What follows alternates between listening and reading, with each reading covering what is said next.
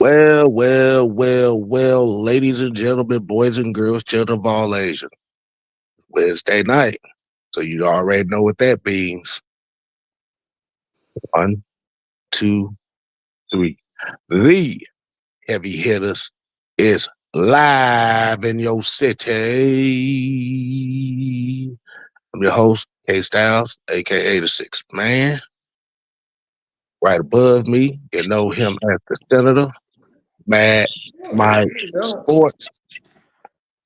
I sit up there talking about you and I sound alike. I'm like, no hell, we don't. Wait, wait, I never heard that. what happened? My sister said you and I sound alike. Oh, that's bullshit. Yeah, I'm like, what the hell? No hell, we don't. Hey, well, that's bullshit. Tell Senator say what's up. I'm like, what the world? No, we don't. But Yeah, we all good. It's all good. there's that. That's all good. Like I said, man. Right beside me to the screen left of me, we have the minister, Jew Talk Sports in the building. Good evening, people, fellas. What's happening? What's happening? Jew Feeling doing a good, little, feeling good. Jew doing a little babysitting right now. So baby girl is in the arms. Well, she will be in a minute. That's all right. She gonna join the show tonight. Oh yeah, exactly. And right above him, you know him. You know him as the Summer Hill Nightmare. We got the Don in the building. 5 fresh gold chain. Oh my god. I actually got a video for that. I, think- I actually got a good Christmas video for that. But like you said, because of that song, we can't play it on YouTube. Yeah. I could just sing it. Yeah, you can sing it, but like I said, when we get off the air, I'm gonna give you the Christmas video that go with that. Well, like I said, man, we got a good episode here with the Heavy Hitters Live. If you're new to the channel, you make sure you go ahead and hit all of the buttons. But before we get started on it, we're going to give a shout out to the people that's in the chat already. And that is what we call the what?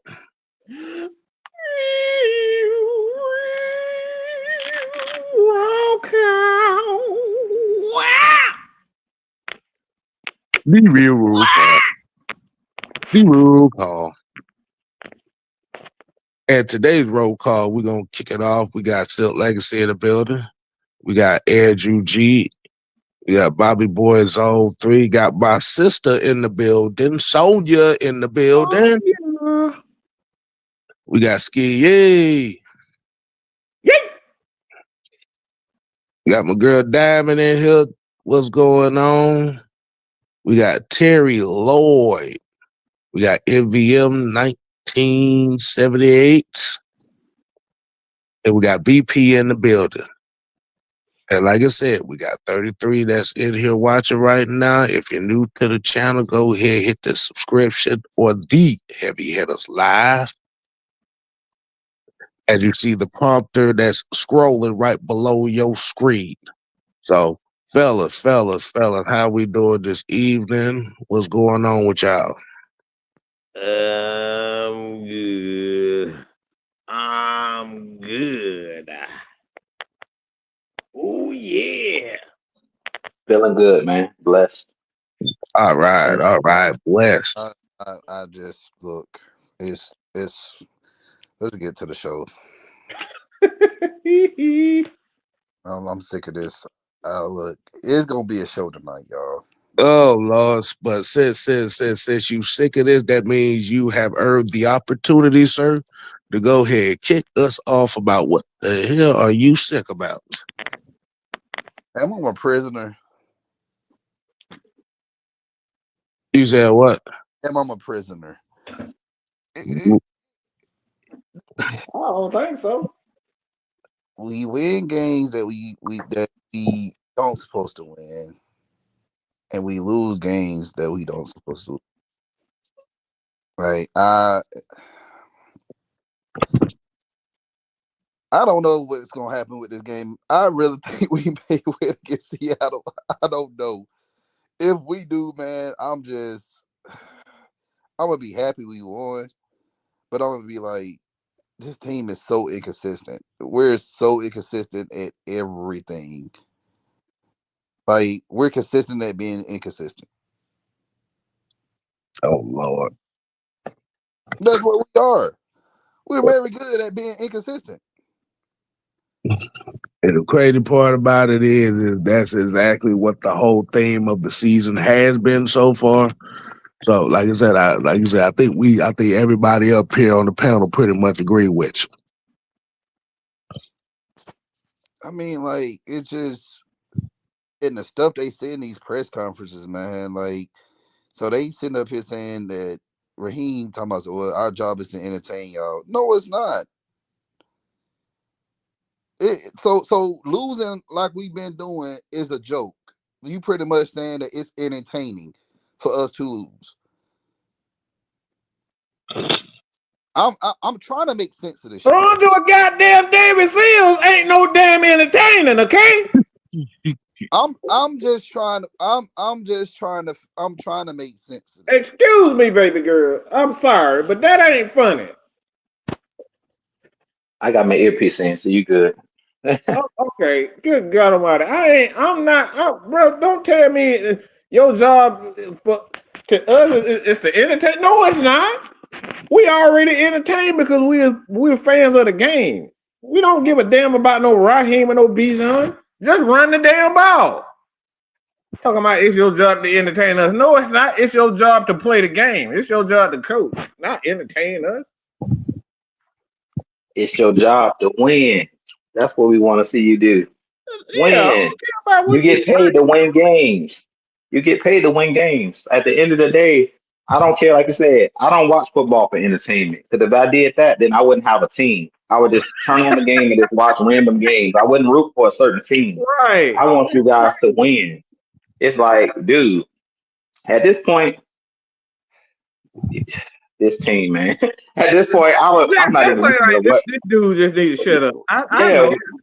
whatever he say, he can't win at this point. So my thing is, just go out there and win games. Like it's at this point, I feel like whatever Raheem Moore says or anybody says, these players say, it's not really about what they say. It's about what you do. Like I said, I can see a lot better than I can hear. So show us. We just want to win. That's all we want. We don't care about being entertained because to most people, all of these games have been entertaining because guess what? Every game is coming down to the wire. But I'll prefer my team to blow a team out than every game come down to a gut wrenching. Oh boy, it's a seesaw. I don't like games that seesaw back and forth. That's just me personally, guys. I'd rather just blow a team out and I can change the channel if I want to and cut back. I don't like the game when it's every game is down to the wire. Every game is gonna come down to the last seconds, and that's pretty much been a lot of these games this season. So, man, like you said, your job is to win games. If you want to remain a head coach in the NFL, just win games. That winning cures all.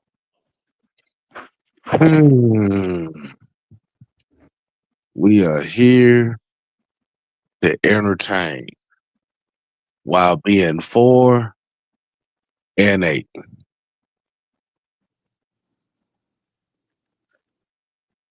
Yeah, Mike. I think this dude just they need to just pull the plug on his mic. He need to be he just need to be up there doing sign language so nobody so nobody can hear stuff. Shut up, man. I want a weapon. Go ahead, Don. No, I'm saying I want a full wheelbarrow of stones rolled right against his helmet. Oh Lord. I'm right there with you. I'll be your tag team partner. Look, if that's true and that's a quote that is said, I couldn't watch the press conference. I'm that disgruntled. I'm gonna say disgruntled. I'm just I just don't want to hear him talk. Like, bro, just stop talking. All right, I don't want to hear nothing you got to say no more. Like, I don't care. The thing about it is, like Drew said, if you want to entertain the people, if you want to entertain the Falcon fans, you got to put the W. Like I said, y'all got to come up with the W's. The W's is what's going to keep fans in the stands. The L's is what's turning people off right now. And like I said, the thing about it is with the L's is if you're a bad football team, the main thing that a football fan is going to be looking for is this team hanging on in these games despite the lack of talent.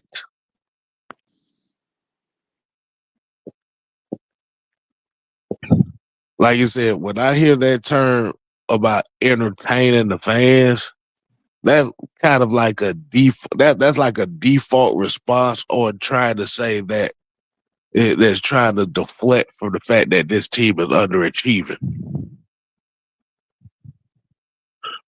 And I'm gonna have to, like you said, I'm gonna have to go back and reiterate on that press conference too, so I can get the full context of what I just heard. But if that is one of the quotes that is said, yeah, this is not going to be a good week at all.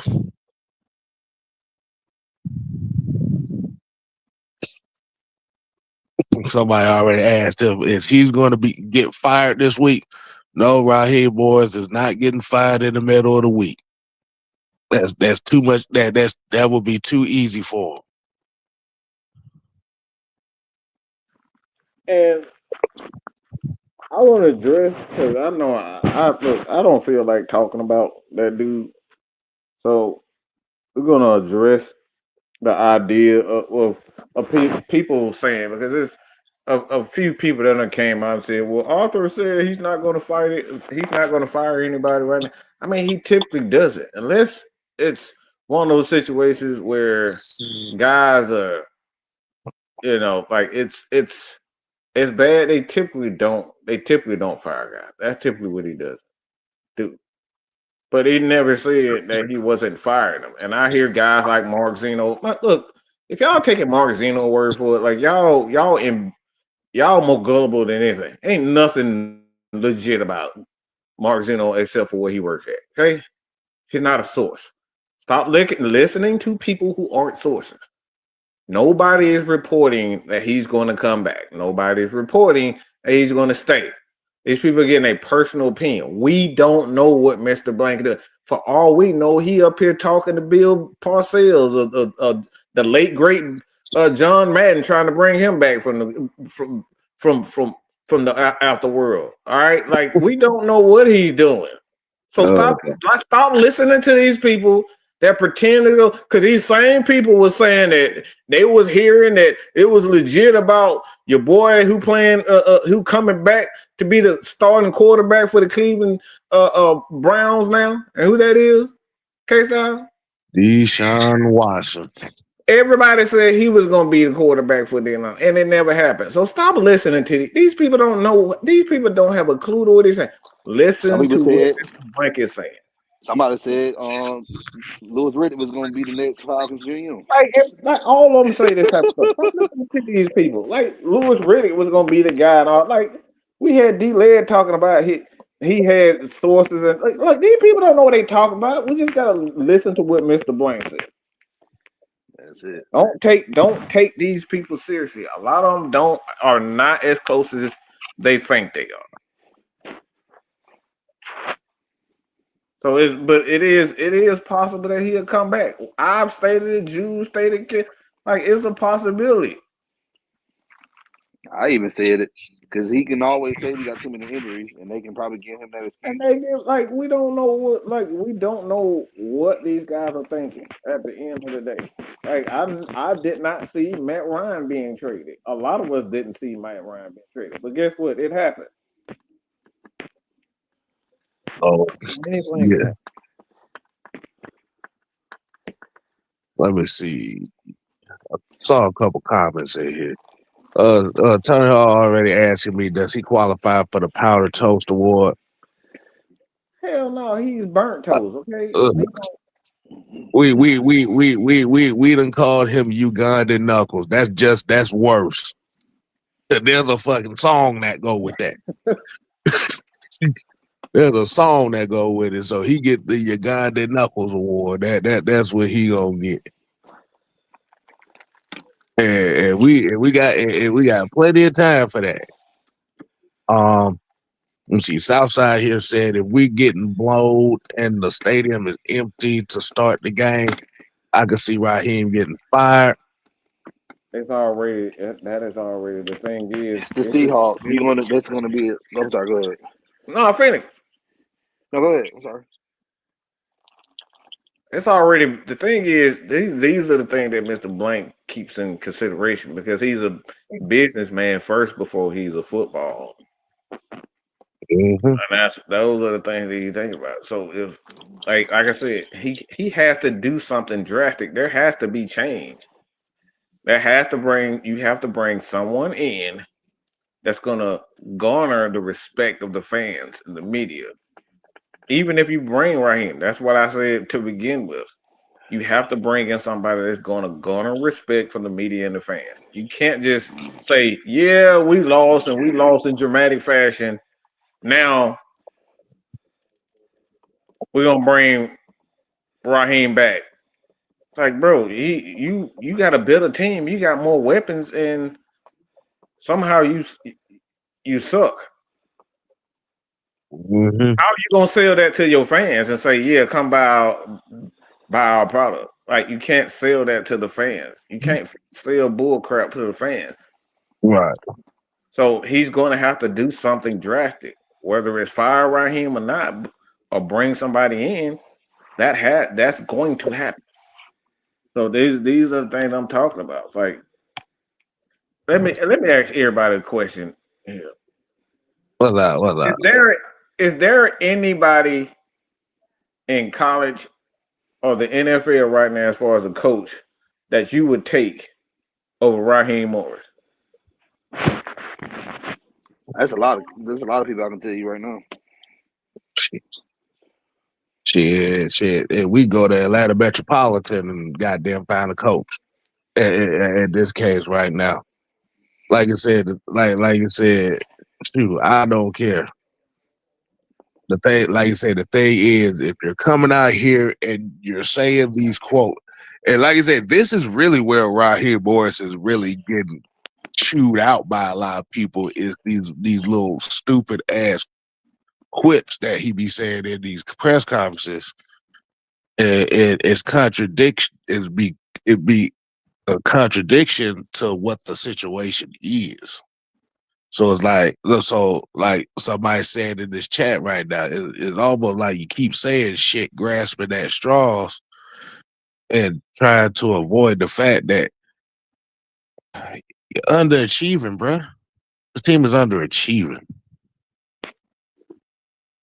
You talking So about I'm gonna practice? say this. Go ahead. I'm gonna say this, fellas. When he asked the question, is there any other coach out there that I think could do a better job?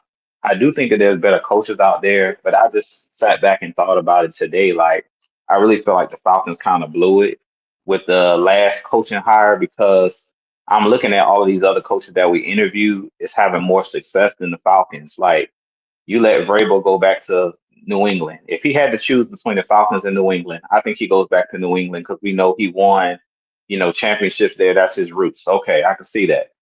How do you let Jim Harbaugh, we know that we are a running team, how do you let Jim Harbaugh, hard-nosed type coach, get out of the door without you offering him the job? How do you let a Ben Johnson walk out the door, you know, over and pick Raheem over these guys? Because if they let the Falcons tell it to us, they interviewed all of these guys for the position, and I just felt like it was a lot more coaches out there that was more qualified than him. So I really feel like we blew it because this last go round, I felt like it was a lot better candidates than there is now. And what I'm kind of afraid of is the Falcons trying to bring somebody else in, but it's like a hot name that's only had like success over one season or something like that. I need somebody that's going to show me that they have a track record of winning. And I They've feel like already Vrabel, done that, too. They have yeah, already done that. So if the thing is, what you're afraid of, we've already done that. right, right. Yeah, I agree with you. Like we did it with Arthur Smith. I'm just like, I want whoever we bring in next, I just want it to be Jim somebody that Mora, has a, we've done that before. This is Falcons yeah, did it with Jim Mora. They did it with. So the thing is, yeah, it's not a. When we brought those guys in, the one guy that was always there is Rich McKay, standing right next to Blank, and yeah, that's the conversation that I had the other day. It's like the thing is, when we don't bring in guys, we don't bring in guys, we don't give guys who've had success shots. And for and me, that's my problem. and I don't, and the reason why I'm about to say this because that's not something that Mr. Blank even does. Because if you Yeah, look how he run his business, look, all he got 3 business partners when he was with Home Depot. 3 guys that are actually been there and they've done that. They've had success. So if you just look at his traits and how he runs business, getting guys that actually do and has done it, he hires those guys. So that's not even an Arthur Blank trait. But we yeah, know if you look at the history of one Rich McKay going back to Tampa, he was the one that was driving the boat to bring your boy in. Raheem yeah, Morris. He was there. So that like yeah. I I'm know not why he's afraid here. of that. My fear in this, it's not even fear. It ain't even fear at this moment. I'm gonna say Because we this. done already seen stupid from this organization. My thing I is want. just wake up. Yeah. Listen to listen. Look, it's not right. You can't pretend. Like the thing is, Ju, we look. If you're a man of faith, even if you're not, you know when you need help. Everybody know when they need help, bro. I'm not feeling myself, man. I really need your help right now, Lord. I need your help. Like whoever, whatever. I need your help. You can't pretend like we don't need help. We look sad out here, bro. How you gonna lie to the fans in the media and say, man, despite what we saw this year, I believe that Raheem is. You can't even lie your way out of this. Mm-hmm. This is why it's so dangerous for Mr. Blank to say, all right, Raheem is the man that we believe in. After we just saw? How you gonna lie to us and say he's the guy after what we saw this year? So I think he's in serious danger of losing the trust. And I know people's like, yeah, man, it's already, but he's in serious danger of losing the trust of not only the fans but the players because you keep saying that you want to do what's best for the fans in the city, but when the city is looking at a complete failure, this dude is a complete failure, and he always has been. I hate to say that, but that's what he is. He's never succeeded at anything. He's been a grave loser ever since he had his first shot. You can't lie. This is the thing. Bringing back Raheem, and he have complete control. Is saying to the fans, we don't care. We want our guy. Period. And he's in grave danger of losing the trust of the organization of the fans. And I think that's the thing. It's the fans that he got. You can't keep telling people. You can't keep telling fans we gonna win. We gonna win. We gonna win. And you keep bringing and hiring losers. They're gonna stop believing in it. I do It want to ain't point even something about out. football right now. It's not even about. And I hear people saying, "Man, you just hiring guys at the fire." I said, "Look, what's best? Keeping the guy you know ain't good enough, wasting your players' careers, or bringing somebody in here that actually knows what the hell they're doing." And that's what What's I was working? trying to piggyback on what you were saying, Mike. Like when you were saying, like I really don't know, like who's out there that we can get like right now. If I'm speaking from an offensive standpoint because that's what I want. I've been hearing Clint Kubiak, but who's some guys out there? I've heard John Gruden's name thrown around, but what I'm saying is I want somebody that's proven personally because Yes. I don't want another first time like a Arthur Smith, like they've never been a head coach, but we think they can figure it out unless they got a track record like a Ben Johnson. Where I've seen like they've had a track record of having high-powered offenses, and I know they can show me their scheme is successful. But if you can't show me a blueprint, like I said it during the post-game show Sunday, if you can't show me a blueprint that you've won consistently and you stick to an identity, I'm not just throwing something at the wall and hoping that it sticks. That's just me personally. You got to Yes. show me that you won something. Like you said, you won something, you done something. At least I know with Jim Harbaugh, everywhere he goes, I know what I'm getting. Yes. Variables, Yep. you know what you're getting. You might think that they're buttholes or whatever, but you know what you're going to get. I'm Sean Payton, you know what you're getting. John Gruden, you know what you're getting. You see what I'm saying? Mhm. I Yes. want somebody that I know what I'm getting. I don't want a chameleon where I'm like, I don't really know what this dude is. You know what I'm saying? That's our but Mhm. problem. I kind of figure, and we'll talk about some coaching candidacies probably down because right now we don't know In yet. a couple of We weeks, we'll don't probably give it 2. we don't know yet. But what I'm gonna say is because I tried to say this earlier. Um, the one thing I didn't like about the Rich McKay hire back in '02, and a lot of people was like, oh, "This is good for us." Tampa Bay just won a Super Bowl not so long ago. I'm like, this man, I'm telling y'all, I don't like this dude. This is the same dude that fucking fired Tony Dungy. Tony Dungy. But also, people forget too, he was also responsible of firing Sam White. Y'all Yep. remember Sam White? Yep. Yep. Yep. Mm-hmm. Dude that won, he went to the Super Bowl with the Bengals back in the '80s. He was the head coach of the Bengals with Boomer Yep. Esiason and Chris Collinsworth. Yeah. Yeah, fired him on live TV. Oh wow. They tried to bring in Jimmy Johnson, and Oh I'm wow. like, yeah, and that's when I'm like, I didn't trust him. And the first thing he did when he came here, he fired Dan Reeves. That's why I'm Mhm. like, I'm to the point right now. It's just like, look, we don't have a track record of hiring somebody who's proven themselves over years, not just 1 year. The Jim Moore Juniors, the Bobby Petrinos, the Mike Smiths, the Dan Quinns, the Arthur Smiths, now Raheem Moore. It's like all these. If you look at the pattern, these guys probably had one good year as a coordinator, and we hired them. And I get it. There's a lot of head coaches who got jobs because of a year or two of them being successful. But you also got to look down the road of what players they develop as a position coach. Mhm. Like whose coaching tree they under. Like you look at Pete Carroll's coaching tree, it don't look good right now. Even with Lane Kiffin right now, like yeah, he's going to LSU. I don't think if LSU win the national championship with Lane Kiffin, okay, so be it. But this dude is not trustworthy. And remember, he came in as the general manager in 2003, so he was Yeah, there he during fired the Dan big year. Reeves. He fired Dan Reeves. That's the first thing he did. He fired Dan Reeves He after got. that He '03 got. season. He fired Dan Reeves because he knew Dan Reeves was the one that was the general manager and he was running the team. Mm-hmm. He never wants anybody. He never wants anybody bring anybody who wants power.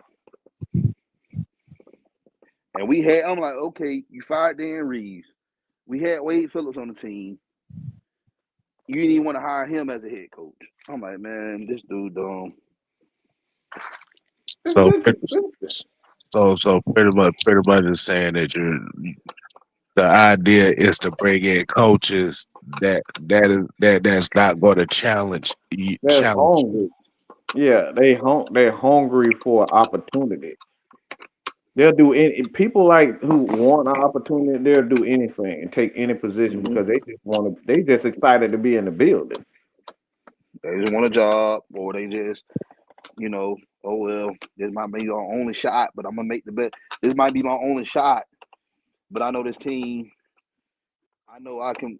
My expectation of this team ain't really got to be high, Mm-hmm. but because they feel like the expectations from the front office is not high. Mm-hmm. That's why you keep hiring the guys that you hire. Yeah.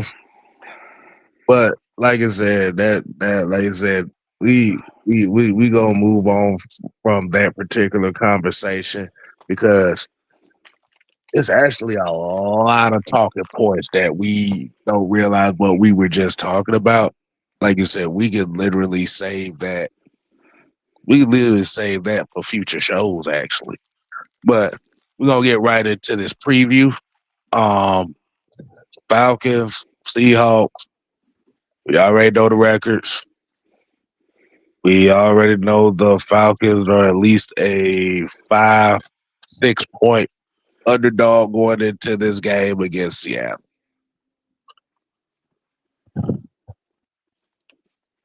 Gonna be at the Benz with this one. What's y'all take on this matchup? The more physical team will win this game. That's what I'm gonna say. Go look at last year when we played Seattle, and I believe we was at home in that game. They got some dogs up front. Byron Murphy out of Texas, Williams, I believe his name's Leonard Williams. That was the former New York Jet, New York Giant. They got Mm-hmm. some physical guys up front. We know their coach, Coach McDonald, is a defensive minded coach. So expect those guys to get active on the defensive side of the ball. They got some really good players on the defensive side of the ball. Weatherspoon at the cornerback position, Woolen at the cornerback position. I mean, Seattle's one of those teams, man. It's gonna be a physical game. Like their bread is buttered on their defense. Sam Darnold, this should be a revenge game for us because with the Vikings last year, he torched us. That was an infamous everybody talking about the Alford game when he turned around, and so this is our opportunity to get some get back. Even though he's not on the Vikings no more, this is our opportunity to get some get back, especially our defense, because Donald had a day against us last year with the Vikings. So, JSN at the wide receiver spot, he's having one of those years right now. They believed in him and it paid off. They got rid of DK Metcalf, the Ohio State, you know, wide receiver. I think he got like over 1,300 yards already. He's already over 1,000 for the year. So it's gonna be one of those games, man. Seattle's a talented team, but it goes back to what Don said earlier.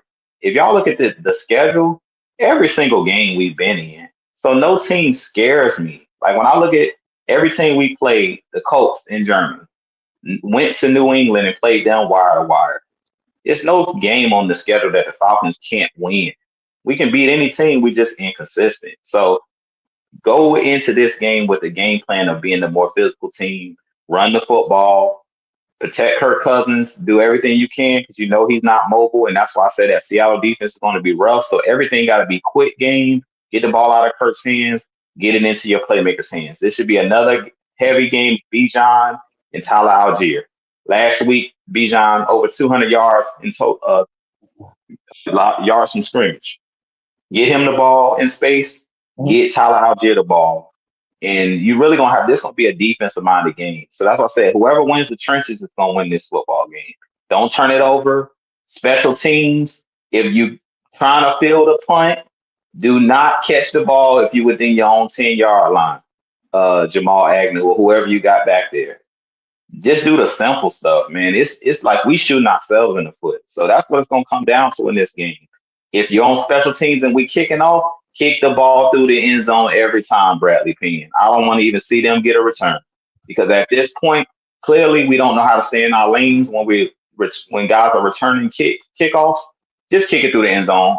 I'm confident enough in this defense to put every offense on the 35 and just play defense from there. Because every time it seems like over the last couple of weeks, we've tried to just do a regular kickoff, they've returned it past the 50 or got close to returning it past the 50. So when you know your weaknesses, common sense will tell you don't lean towards your strengths. If you know that that's a problem right now, hey, look, just try to avoid it at all costs. Avoid it like the Black Plague. So at this point, like I said, the more physical team, the team that doesn't make the dumb mistakes, because over these last games, we've been making dumb mistakes. We're beating ourselves. If we come in this game and you do any of those dumb things that we've done in the last couple games, you're gonna lose this game because Seattle's not one of those teams that beat themselves. That's why they got a winning record, and that's why we have a losing record because of the mistakes that we've made consistently putting ourselves behind the 8 ball. Yeah. Essentially, for those that's watching, if you want me to translate what you just said, keep it simple, stupid. Well, what's the catchphrase you said you gonna have on the hoodie to send the Bobby Branch juice? Do what works. And I forgot to add, since I went on my long tangent, Case Styles. Go ahead. Receivers, catch the ball, please. Goodness gracious. I don't know how many drops we're going to see this year of guys dropping the football. Catch the ball. If you get the opportunity to catch it, I don't know if y'all watch Falcons Audible. Go check it out. It's every Tuesday. Just a quick plug on AtlantaFalcons.com. Dave Archer talked about it. We're losing the moments. He's been saying it every week, and I've been saying the same thing. You had opportunities in the last game, and you dropped the ball. Catch the ball. If it hits you in the hands, hits you in the chest, catch it. Exactly. What happened to my hands? What you got on there, Mike? What you got? What you got on this matchup?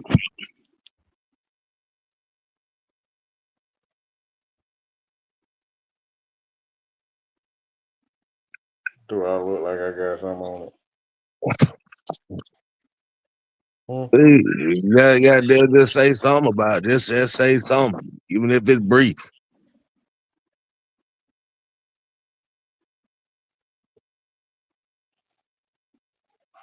You got to entertain the people, Mike. Even if it's just one word. I'm sorry.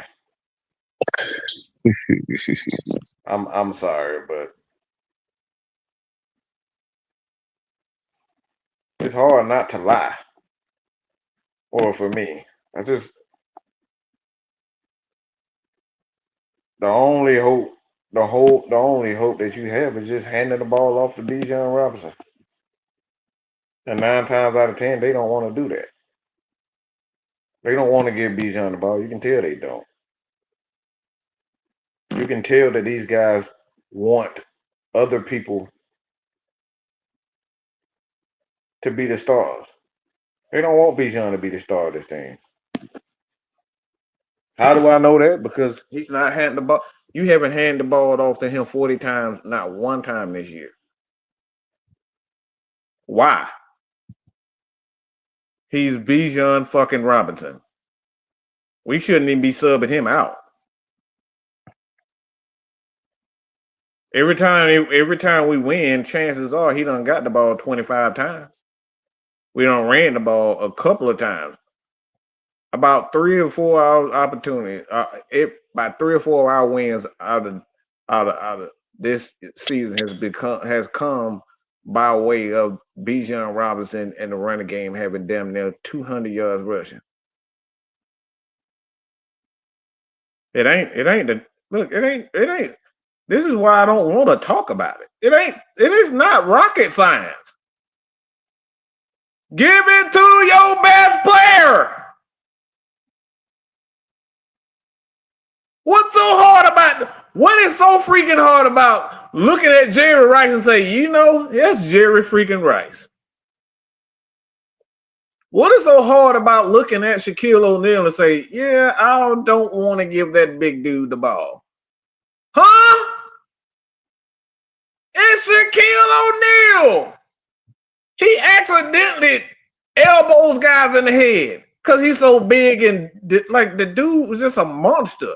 And you're saying to yourself, every game, I don't want to hand Bijan the ball out to him.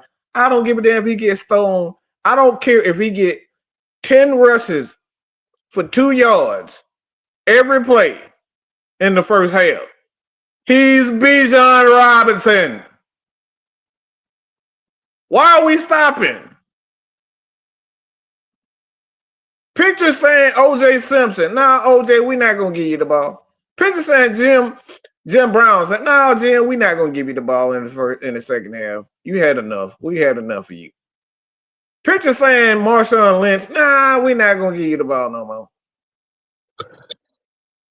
Picture that.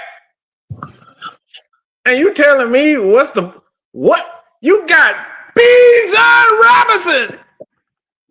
It's Bijan.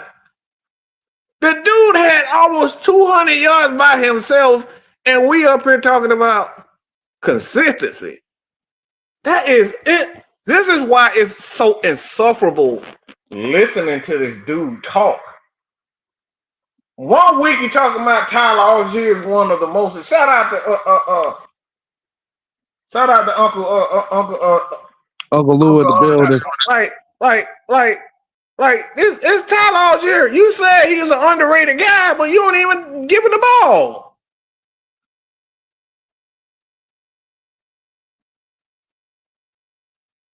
Like Michael Penix had to go on the injured reserve list for them to hand the ball off to Tyler Algier and get a ball to Kyle Pitts on drag routes. You got to do that first.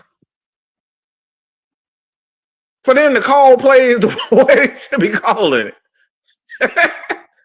Like, what are we talking about? So it's simple. Hand the ball out. K-Style, what do you always say? What's the key to victory for this Atlanta Falcons? Run the damn ball. We win games. We win a lot of games when we run the damn ball. It's not a secret.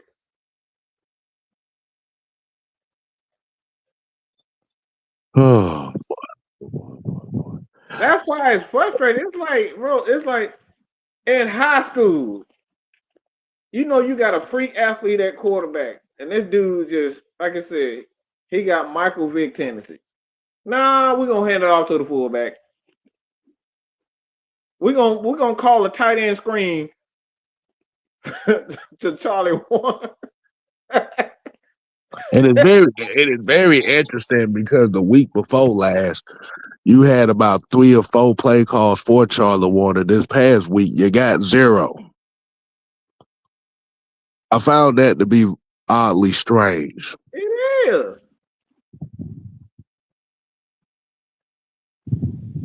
Like people like I said, it's not even the fact that it's it's frustrating. It's like, bro, like I know you're not trying to sell me this nonsense about practice. I don't hear nothing about practice when you get in the game and you don't run nothing. You don't even give people the ball consistently. What are you talking about practice? Hold on, wait a minute. Nah, I missed this part of this conversation.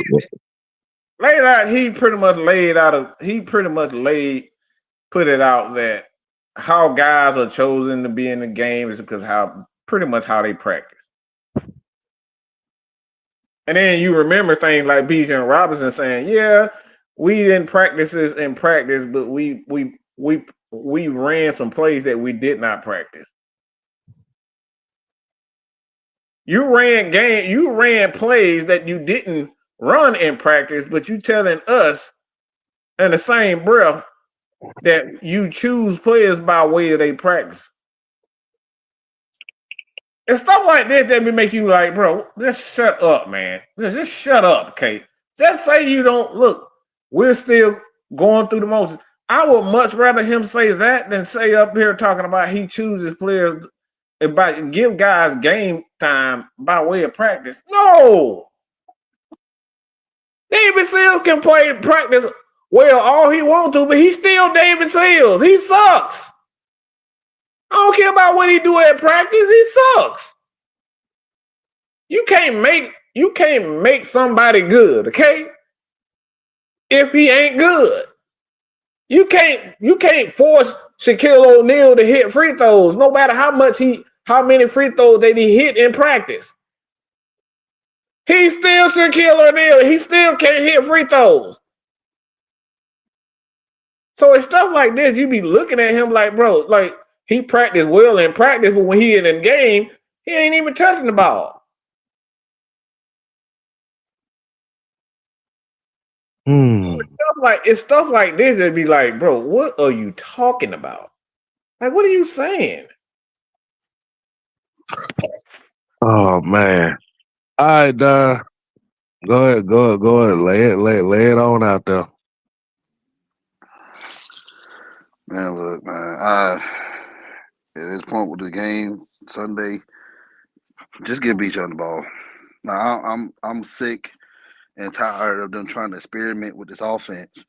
Like Yes. you don't have. So let's put things in perspective, okay? You don't have your playmaker receiver in Drake London. All right, you don't have him. So you have Kirk Cousins, who we know is very inconsistent at most times. So it's like, what are we doing, man? That's what I'm trying to figure out. Like, what are we trying to accomplish right now? I don't know. I'm just lost and just confused as a fan. But yeah, Go ahead. I'm sorry. Go ahead. no, I was going to reiterate with it. Like you said, at this point in time, it just goes back to what we just talked about earlier in the conversation. Just go back, just go back to the basics. All this, That's all pretty this, much it. all this other shit. Like you said, with the struggles, and like you said, with you being a coach, Don, and like you being a coach as well. The main thing y'all always say. Once you start struggling, you go back to the basics. Mm-hmm. That's it. And and while we sitting here having these inconsistencies, instead of going back to the basics, we're trying to double down on the advanced shit. And it's like, no.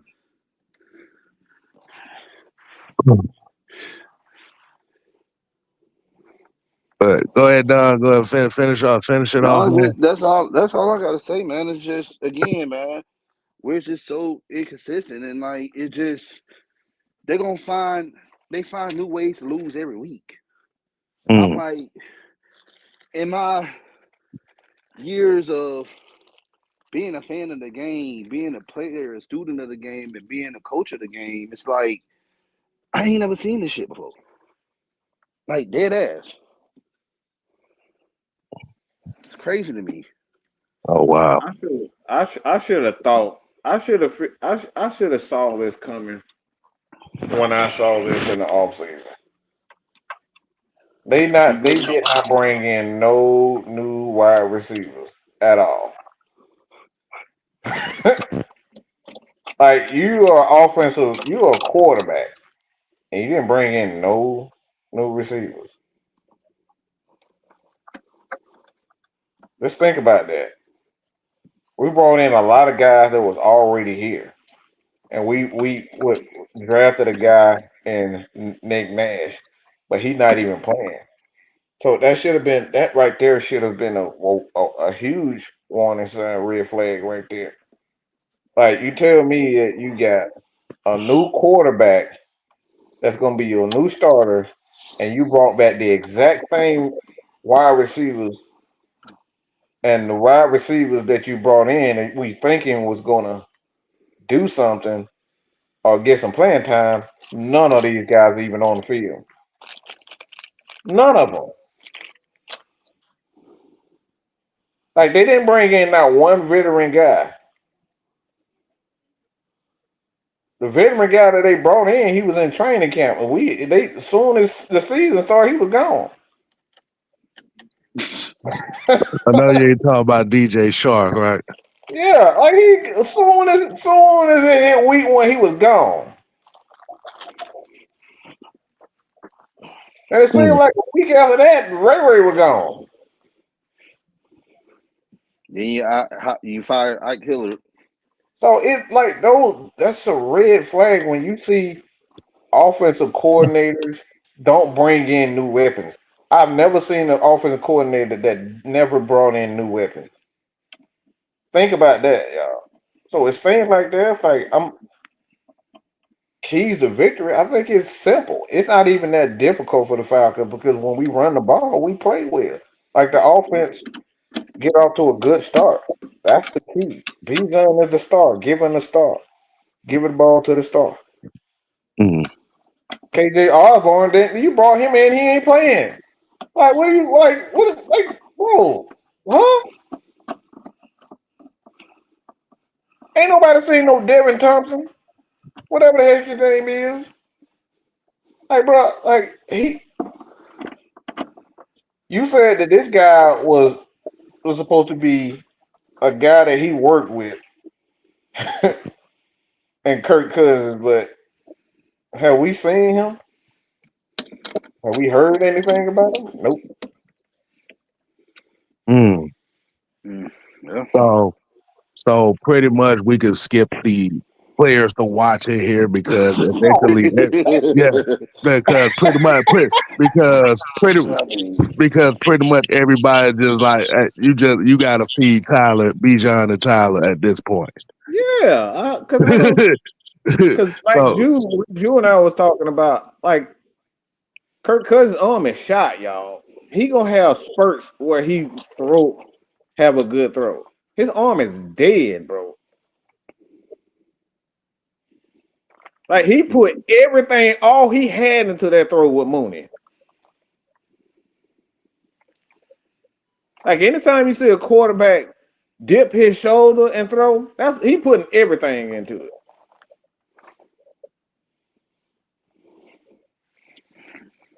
So like you can't say that the Falcons can pass because they can like all teams are doing now with Kirk Cousins, they just blitzing.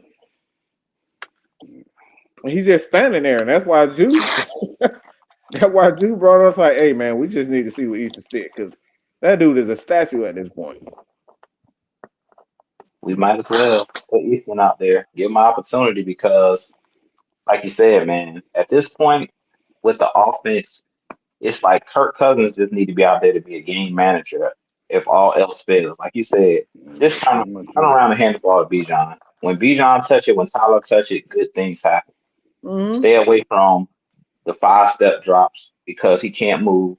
Like I said, everything got to be quick game. If y'all notice, majority of the big plays that we make is all play action. And why is that? Because Bijan Robinson draws that Yeah. attention, sucks everybody in, and then okay, now it's lanes to throw. But if we just when we just drop back the pass, it does not look good. Look at the plays when we go 4 wide and there's no threat in the backfield. It doesn't usually look good because for one, Kirk can't move.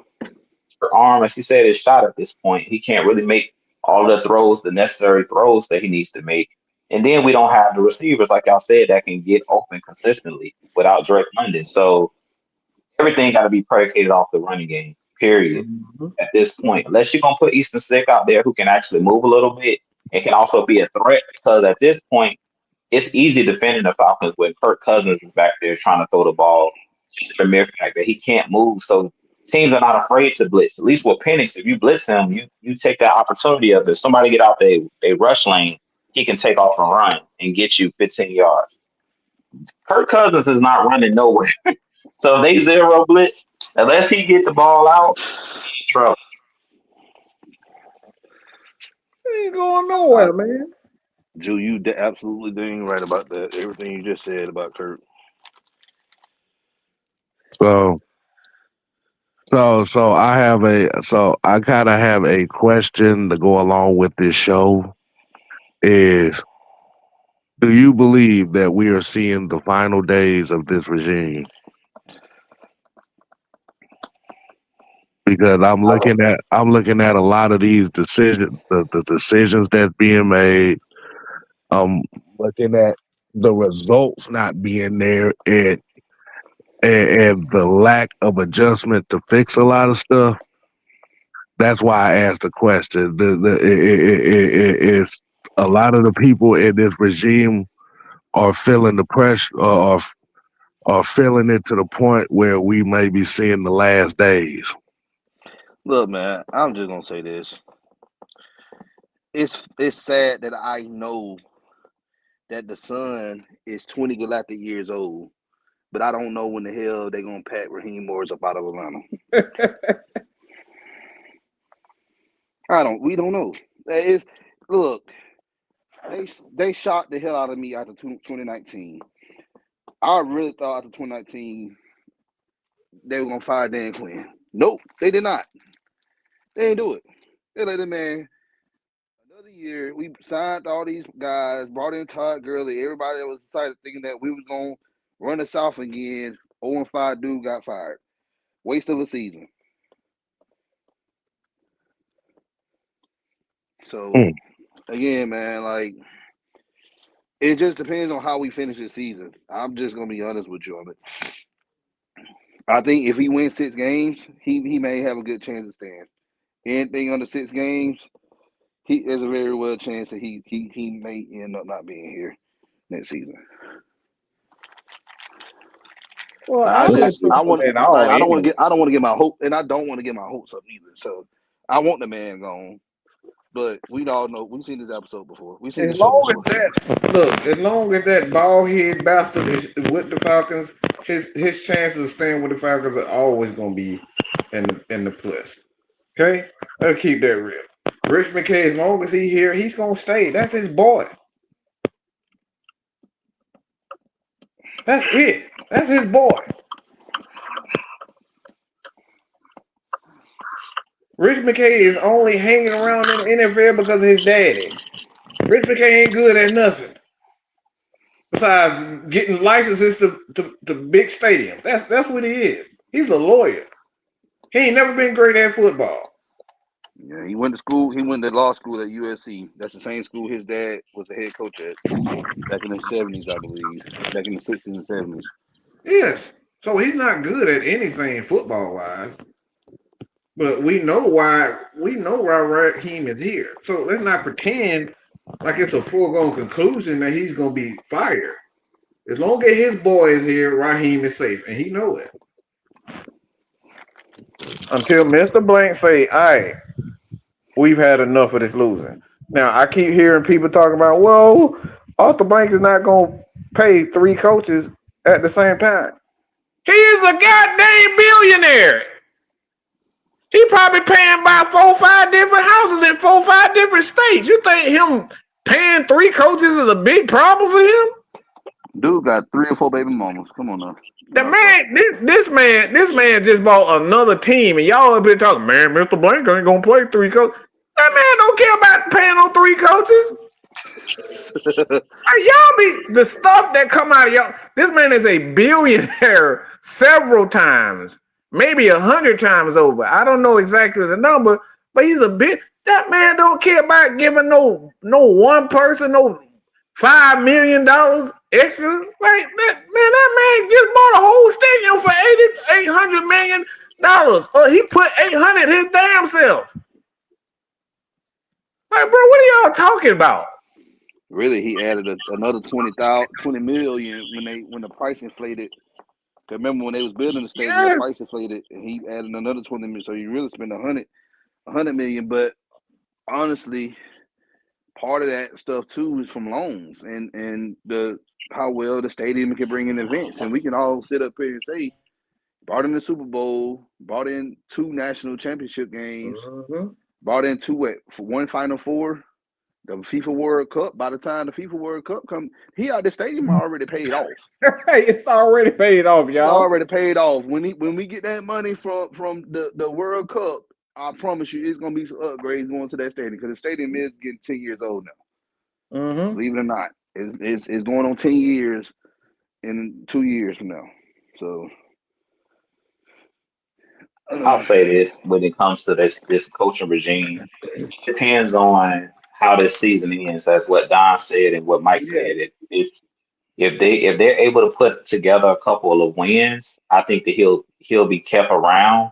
But I still think that they need to make some tweaks to the coaching staff, whether they're still here or not. I really feel like the biggest issue that I have with Coach Raheem Morris, which there's a lot of issues, but my main issue with Raheem Morris and his coaching staff, they to me don't know they don't have an eye for talent. Well, that's crazy to me because I think that they have good scouts, but I'm like, where are the scouts like, and where are the people in this coaching staff that say this player needs to play? Chris Blair, like he's talking about, we watching these guys at practice, but like evidently you're not, because I talked about it 2 weeks ago or 3 weeks ago, and I said I can watch the game in live, like right there on the spot, not even looking at an all 22, just watching the TV copy and I can see what players need to be playing. We knew from the first game that Diablo went out, Bertrand was getting picked on. I don't know why it took us 5 games to finally say, oh, yeah, let's put Ronnie Harrison in and get him some more snaps. Every time he got in the game, he's a heat seeking missile. He making plays around the football. That Colts game, he was all around the football. So I'm just like, I don't understand. Like, my biggest issue is what did Raheem Moore say last year? He said, we took too long to make adjustments. But I'm seeing the same exact thing happening again this year. So that's my issue with this coaching staff. It's like he needs to bring somebody on this staff, more guys on the staff that can tell him to be his right hand man, that can give him good advice. This player needs to play. You watch Chris Blair play all training camp, all on preseason games. He ain't been activated not one time. And he was the best wide receiver we had in those preseason games. That don't make common sense. So that's my problem. It's the common sense stuff that bother me. When I see like there's a player struggling, we just let that player drown. Instead of saying, okay, let's try something different. Let's pull this player out. We just leave him out there. The same thing with Jamal Agnew. To be honest, for the stuff that he did in that last game, I would Yep. bench him. I would bench him. But the stuff that he did in that last game is unacceptable. I don't want to hear no excuses. You talking about you benched Cordell Hodge, who was a Pro Bowl on special teams last year. Make that make sense. Oh my God, that You drove me so. benched him, but Jamal Agnew, all I heard was good things about him. And I'm not trying to speak negative towards the man. I have no ill will. I'm just speaking facts. What he did in that last game was unacceptable. Those That's a fumbles, the beast. fumble he had, that's a bench. That's a reason to get benched. I'm sorry. That's just why I sit with it. I don't know how you guys feel, but that's how I feel about it. So that's my problem with this team and this coaching staff is just they do boneheaded stuff that us playing armchair coach can look at this and say, these are rookie mistakes. This player should be playing. This guy should be like I would have benched him after he muffed that punt. And I know a lot of people think Bruh. well, that may take the confidence. No, that should feed into it. Because I don't know if you guys knew after he dropped that ball, I looked in the man's eyes. He looked He nervous. was He looked done. like he Yep. didn't want to make a mistake after that. So I'm like, protect the man from himself. Once he dropped that, I would have like, nope, benched him. I would have benched him right after that. Just like we got rid of Koo because he was missing that field goal. And I told y'all Koo was cooked. Y'all seen what he just did on Monday Night Football with the Giants? I He said, was done. when you see a guy lose his confidence, how many times have I said, you as a coach, you got to have your pulse on the team. You got to know what moves to make and when to make them. And I feel like that's our biggest issue is we don't know how to make adjustments. That's the big. If y'all want to say what's the number one problem with this coaching staff, no adjustments, no common sense when it comes to evaluating talent, knowing when to take a player out, when to insert a player in. That's the biggest issue I see with this team. The personnel. They don't know what they're doing when it comes to personnel. Why Casey Washington is not playing, I have no clue. I understand what y'all saying with we watch him in practice, but I'm saying I'm watching these games and I'm like, when Casey Washington was out there, he can separate. The only problem I had with Casey Washington was the injuries. Like he gets banged up, he got nicked a couple times, but outside of that, he really wasn't dropping a bunch of passes when he was actually playing. So that's why it looks like everything you're talking about is politics, and that bothers me. The Ray McLeod, it was no reason why he should have been cut. Now I don't know what he said behind closed doors, but based off of the talent that I'm seeing playing behind him, like when you got rid of him, you didn't bring nobody in to replace him. No reason for him to be cut. You see what I'm saying? So it's those kind of things where I'm like, yeah, that's the problem. The adjustments and the real time understanding the talent and making the proper adjustments during these games. That's the biggest issue with this team. And that's why all of these games are nip tuck. The games are nip tuck because guess what? We have talent that's being mismanaged. Every game will be nip tuck. You say, I'm a coach. I coach basketball. If you look at any teams in the NBA, NFL, When you got a lot of talent on the team, even if it's poor coaching, a lot of the times the teams are going to be in the games because guess what? They have the talent. And that's what we're seeing with the Falcons. The Falcons, talent for talent, we can go tit for tat with anybody. For anybody. So, but when the talent is mismanaged, that's when you see these close losses that shouldn't even be close losses. You see what I'm saying? So that's the issue. Unfortunately, right now, Raheem Morris has the coaching style of a first-year head coach, even though he's been in the league 20 years. Mm-hmm. That dude was in. He got out. He came to the NFL soon. He was out of graduate school. That's why I said his coaching style is pretty much he's pretty much trying to follow the formula of a first-time head coach. Look, I'm gonna be real. He's just trying to be everybody's friend, and that's why he's a poor coach. He cares too much about people's feelings. Well, you're a leader. You can't care about everybody's feelings. You got to manage everybody's feelings, but you can't care about everybody's feelings and how everybody gonna take every move that you make. Like as a father, your kids just better do what you tell them to do.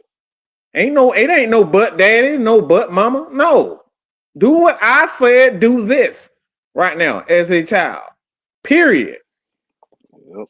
I don't care if you like it. I don't care if you like it. Daddy, why you take my iPad? Because I felt like it. Because I'm the chosen one. That's why. That's it.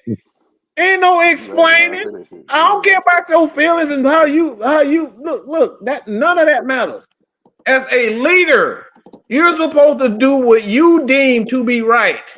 That's it. And whoever don't like it, just gotta get in line. Yeah, you can be vocal. Daddy, why you do that to me? If I feel like explaining, I'm gonna explain it. But as a coach, like he cared too much about you can tell he cared too much. Because if he did not care about his players, there is no reason why. There is no reason why Kirk Cousins should be on this team. You care too much about Kirk. That's why he's still on this team. You can't tell me Easton Stick couldn't do the bull crap that I saw the past 3 games that Kirk done played this year. He has not looked great. And you telling me Easton Stick can't do that? And I saw him in live and living color at the game. Dude was trash. Bro. But we walked, but folks were leaving the game in the middle of the third quarter.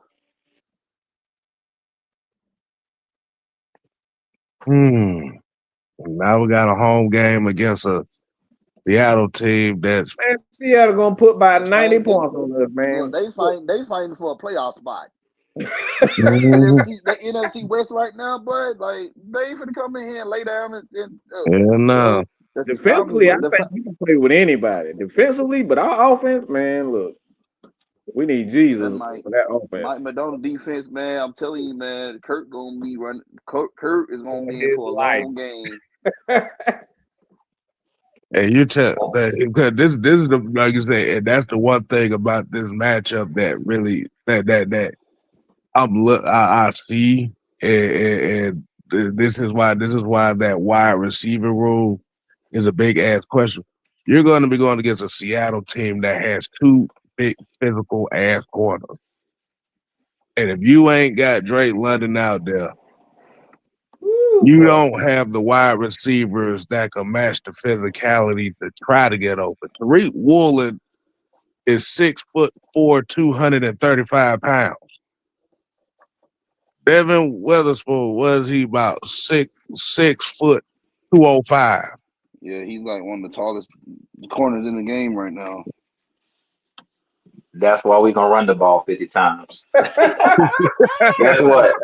We the new Georgia Tech. We about to run the ball about 80 times. We gonna be all we're gonna do is run the ball and play defense. That's all we're gonna do. That's all we better do in this game.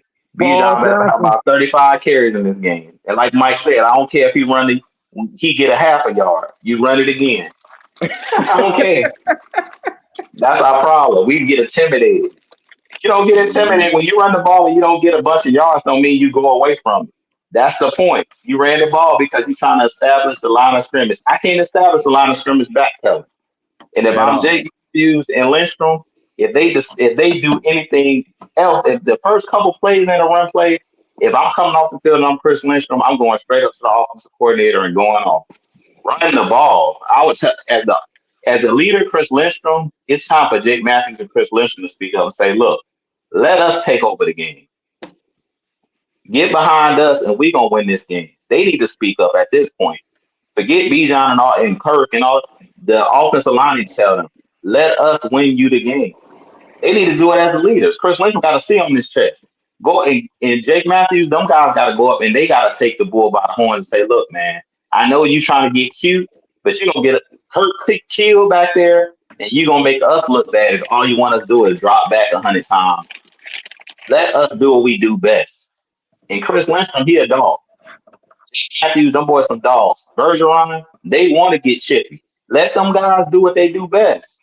Let them play to their strengths. Don't have them backpedaling because they ain't nothing aggressive about backpedaling.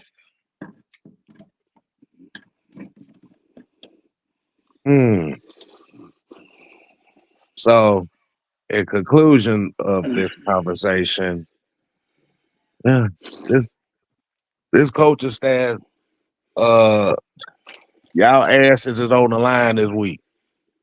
Mm-mm. So, just depending on how this team comes out and play and how this team finishes, it may not be following this game, but it damn sure is going to be a deterrent. Or if this regime, like you said, with it being Rich McKay, Raheem Morris, Terry Fontenot, Jeff Ober, all these guys, it's going to be solely determined on this game here. They got to show some improvement. There's no improvement. Mm-hmm. It is bad. It is bad in itself that your whole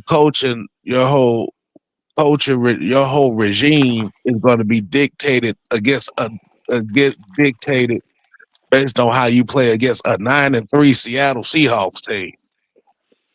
Like the only person that you can say out this whole coaching staff that got any light is Obrick. And that even for me personally, because I have high standards for coaches.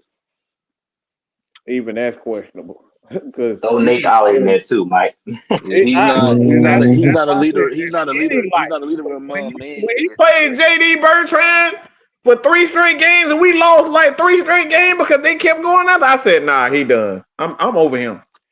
Like, you can't do stuff like that.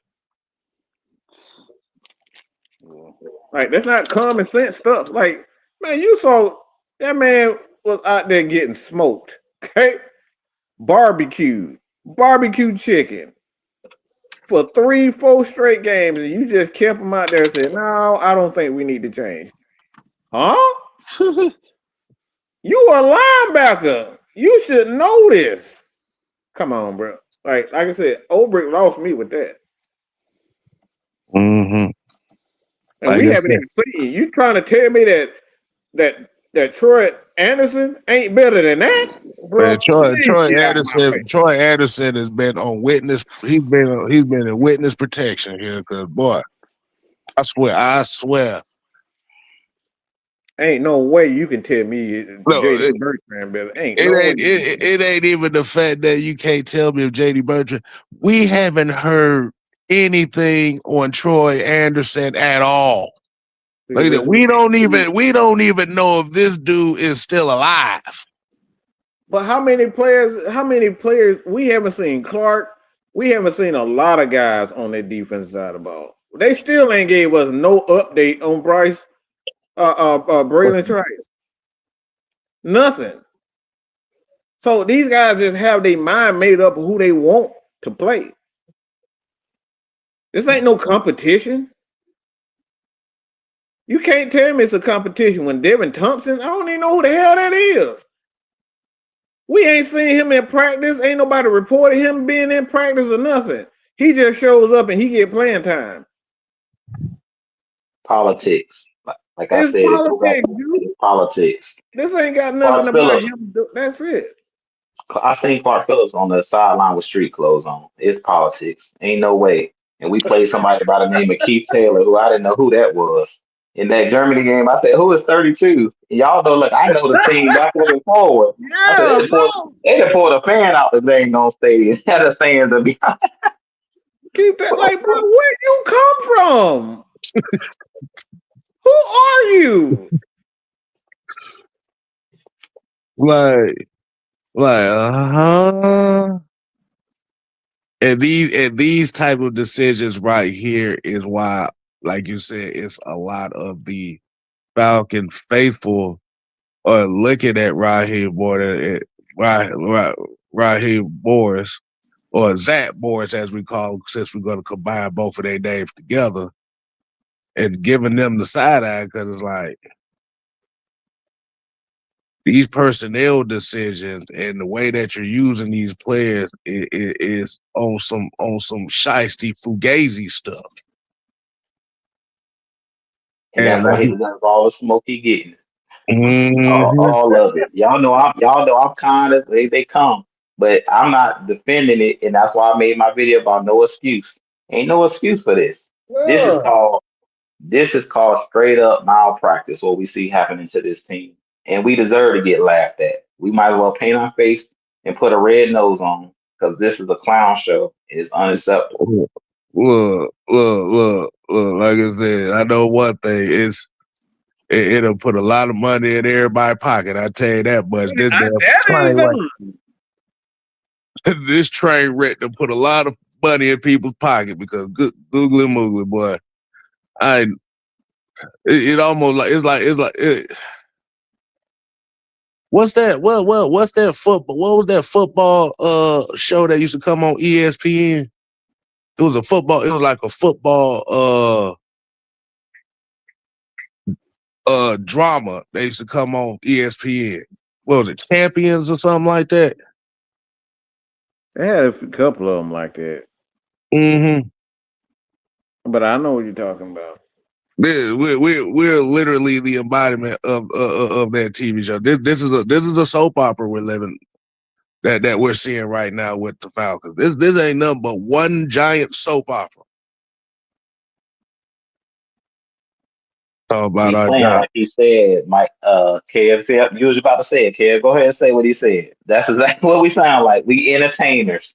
We out here Exactly. looking like we reality Talking TV. about some goddamn. We here to entertain. No, you here to win football games. What are we talking What the about? hell kind of coach say we here to end it? Man, sit. Man, I told, bro, I keep telling you, he be reiterating that garbage that be on social media. He be reiterating the garbage. Oh yeah, they see what we say. The players see what we say. It's a reason why Bijan called us All right, the Tony Hawk, garbage thank internet. you. Tony Hawk, thank you. It was the show Playmakers. It was only one season.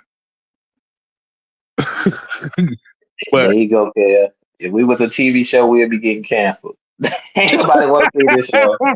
We had one season, bro. If this was, we were entertainers, we ain't doing a good job of entertaining nobody. Jim and I said, how are you 40 and you got a YN mentality? Oh my God. talking about entertaining us. Man, shut up, man. That's what I said. That's what I said, bro. The best form of entertainment for the Falcon fans is winning football games and doing the necessary things to get the team to those wins. We're literally talking about he trying to entertain us. That's that's why I'm telling you, Mike. If you pay attention and you listen closely to his press conferences, he regurgitates the stuff that people say on Twitter, that people say on Facebook. He's literally regurgitating those same talking points. It's almost like he's using the Falcon fans to build up his speeches in the press conference. That's because he's trying to get them to like him. That's the whole point. He's just trying to get the fan. That's why he's regurgitating what they saying because he's trying to get them to like him to get on their side. That's Well, a if you watching problem. this, Raheem Morris, watch us. Watch my channel. Everything I say, do that from now on. From if you really watch it, if you watching anything, make sure B. John touch the ball 30 times this week, okay? If you watching, because bro, I was disgusted on Sunday. I ain't gonna lie to y'all. I was Yeah. disgusted. My wife had told me to calm down. I was disgusted. When I I'm was, right there with you, Jew. I'm right there. I was disgusted. I was not entertained. I was ticked off. Like, bro, why am I doing this every week? Watching this every week? This foolishness. I was Every disgusted. week it's the same thing. It's one thing. It's one thing if we didn't have the necessary players. It's one thing if we didn't have the players. You literally got the players to be better than 4-8. And like I said, this ish is not entertaining. This shit it's sad. And then you got the Panthers walking around beating the Rams last week. I wanted to throw something through the TV. What in the world? The Rams out here beating. The Rams out here losing to the Panthers. The Buccaneers out here winning. We the only team want to be losing. And And guess what? Guess how Carolina won. Guess how Tampa Bay won. Doing what we supposed to be doing. There you go. Doing what works. Dude, there you go. He said Raheem Morris said Marquise Williams is doing a hell of a, Man, look, I'm tired of it. At this point, he trolling. He's trolling. I feel Marquise like Williams, I'm gonna be right up with you. Like, dude, you've been on this team since 2021. There's no excuse. Our special team, if any unit of football should be playing phenomenal, it should be special teams. Bro, you've been here 5 years. Yeah, even special teams getting worse. The special teams wasn't this. Special teams wasn't even that bad under Arthur Smith. It's like you got with Raheem Morris, all of a sudden special teams then got cooked since But that's Raheem took over. That's what they stated. That's exactly what they asked in the press conference. Like, bro, what's going on? Like, why special teams? We've never been this bad at special teams. In decades, we haven't. And now all of a sudden, we terrible. I'll tell you how we bad. You're pulling your best players off special teams. Like a guy named Cordell Hodge that should be playing. Hold on. Where the hell you been at? Like, man, what are you talking about, man? He made a mistake. Man, you don't put that. He's a Pro Bowler. What the hell are you talking about? He made a mistake. My damn special teams is special ed. That's what it is. I don't even call it special teams anymore. That's special ed right there. Like this dude, like I said, this dude was slow, bro. All right, man. We about sick and tired talking about this shit. Talking about it's our job to entertain the. No hell, it ain't. You're doing a bad job at it. Entertaining. I'm not entertained. Yeah. Are you not entertained? No. Well, we won one game in 2 months, boy. One game in 2 months, and you talk about it's your job to entertain us, man. Shut up, man. I'm about to go give me some Lord, like I said, you lose this game, you done. You lose this game, that'd be 9. You already be at 9 losses for 2 consecutive years. With a team with high expectations. Man, I'm done. I think we all done here, fellas. Ain't nothing else to say. Yep, I'm good. Ain't nothing else to say, Jew. I mean, it is what it is, man. At this point, like I said, I love this team. I'm always gonna ride for my team, but and you know, if you cut me, I'm gonna bleed black and red. But at the end of the day, it's just like it's we can't say nothing else. It's just they gotta do it. That's why I say Raheem Morris, it ain't nothing else to be said. Like I said, just be quiet. If they answer the question, just say next question. I would answer every question the same. Your job is not to entertain. Our job, they paid me to win games. Period. That would be my answer to everything. He need to adopt the what's it, Marshawn Lynch. I'm here so I don't get fined. He just need to say the same thing. So Raheem Morris, why we not? We just need to win. We just need to win. My job is to win games. My job is to win games. We need to rehearse that. I need to do what works. That's what we need to rehearse. No, Do what I need to do works. what works. I need to do what works. I need to remember that B John is on the team. I'm a buy what's our boy Zach Robinson. I'm gonna get Mhm. him one of them big play sheets, and I'm gonna have him big bold prints. Don't forget that you got B John Robinson on your team. Don't forget. Don't forget, he need that on his play sheet. When you look up, the first thing you need to see on that sheet, it ain't gonna be a play call. It's gonna be remember number 7 plays for the Falcons.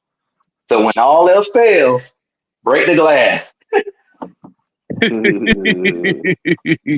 When you give it a ball to 7, good stuff happens. That's all I'm gonna say. That's all I got. That's all I got left to say, K. Is just do what works.